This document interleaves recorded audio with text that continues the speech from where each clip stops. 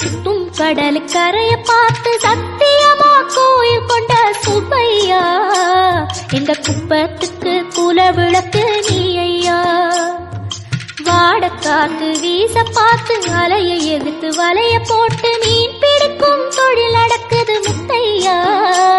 கரை மீண்டு வர காவல் உந்தன் வேலையா. திருச்செந்தூர் ஆண்டவனே வேல் முருகா, தினம் உனக்கு நன்றி சொல்வோம் மால் மருகா. திருவடியில் தவம் இருப்போம் திருமுருகா, தீர்ப்பெழுது நலமெனவே வடிவழகா.